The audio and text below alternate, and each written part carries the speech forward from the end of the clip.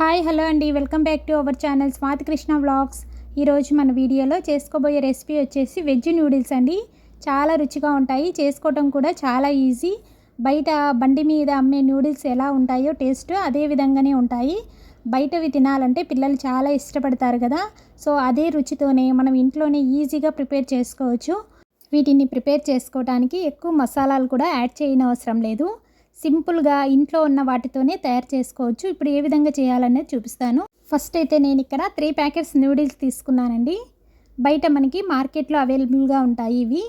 ఇక్కడ తీసుకొని వీటిని ఇలా సపరేట్గా 2 భాగాలుగా చేసుకోవాలి. అప్పుడే మనకి తొందరగా ఉడికిపోతాయి, అలాగే పిల్లలు తినడానికి కూడా ఈజీగా ఉంటుందన్నమాట. ఇగోండి ఇలా సపరేట్గా చేసుకున్న తర్వాత ఇప్పుడు స్టవ్ వెలిగించుకొని ఒక వెడల్పాటి కడాయి పెట్టేసుకోవాలి. ఇందులో 4 గ్లాసెస్ వాటర్ వేస్తున్నానండి. మనం తీసుకున్న 3 ప్యాకెట్స్ నూడిల్స్కి 4 గ్లాసెస్ వాటర్ అయితే సఫిషియెంట్గా ఉడికిపోతాయండి నూడిల్స్.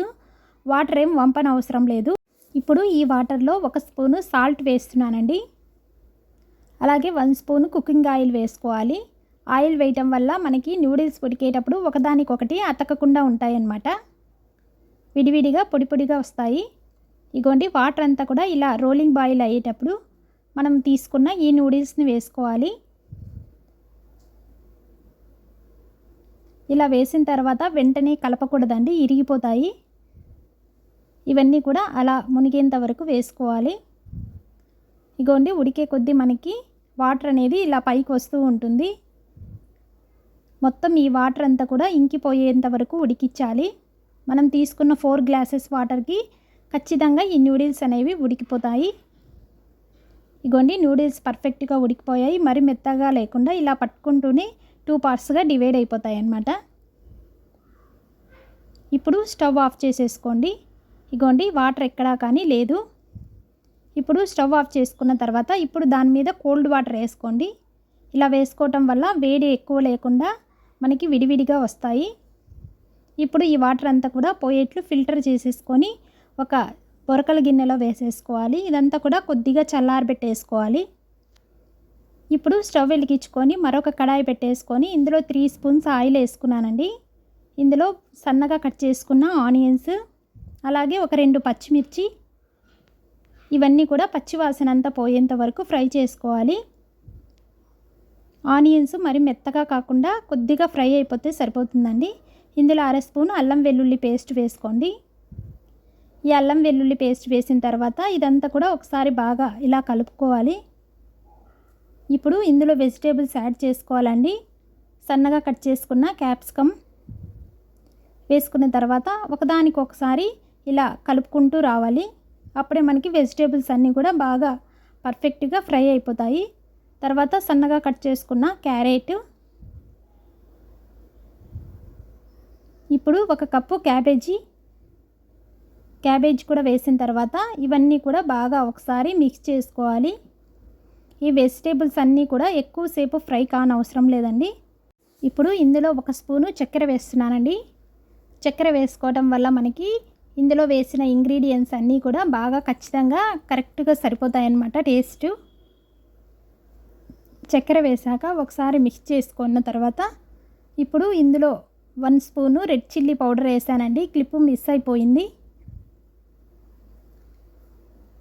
ఇందులోనే ఒక 3-4 డ్రాప్స్ వెనిగర్ వేసుకోవాలి. ఒకవేళ మీ దగ్గర వెనిగర్ లేకుంటే నిమ్మరసం యాడ్ చేసుకోవచ్చు.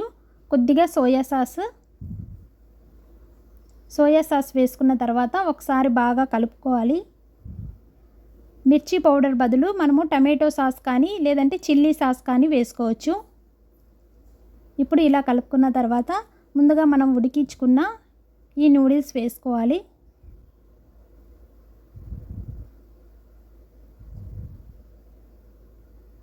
ఇగోండి ఇలా నూడిల్స్ అన్నీ వేసుకున్న తర్వాత వీటిని మనము ఫోర్క్తో బాగా కలుపుకోవాలండి. అప్పుడే మనకి బాగా కలిసిపోతుంది ఇదంతా కూడాను.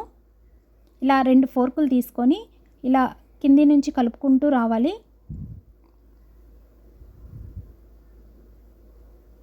ఈ వెజిటేబుల్స్ అన్నీ కూడా ఈ నూడిల్స్కి పట్టే విధంగా కలుపుకుంటూ రావాలి. చాలా ఈజీ అండి. వెజిటేబుల్స్ కట్ చేసి పెట్టేసుకుంటే చాలు, ఈజీగా చేసుకోవచ్చు. ఇప్పుడు పైన కొద్దిగా మిరియాల పౌడర్ వేస్తున్నానండి. మిరియాల పొడి వేసిన తర్వాత ఒకసారి ఇలా కలుపుకొని స్టవ్ ఆఫ్ చేసేసుకోవటమే. ఒకవేళ ఇష్టం ఉండేవాళ్ళు పైన కొద్దిగా కొత్తిమీరతో గార్నిష్ చేసుకోవచ్చు. ఇంతేనండి, వెజిటేబుల్స్ నూడిల్స్ రెడీ అయిపోయాయి.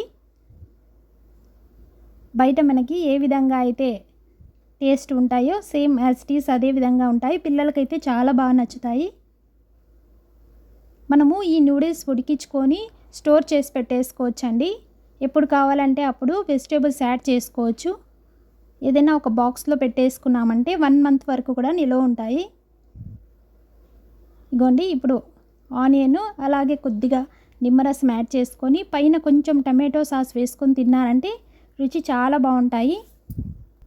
పిల్లలకైతే చాలా బాగా నచ్చుతాయండి. పదే పదే చేయమని అడుగుతారనమాట, అంత టేస్టీగా ఉంటాయి. ఎక్కువ ఇందులో మసాలాలు యాడ్ చేయకుండా సింపుల్గా చేసుకోవచ్చు.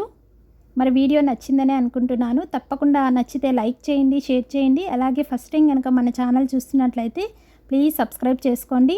Thank you so much for watching. Next వీడియోలో మరొక రెసిపీతో కలుద్దాం. అంతవరకు బాయ్ అండి.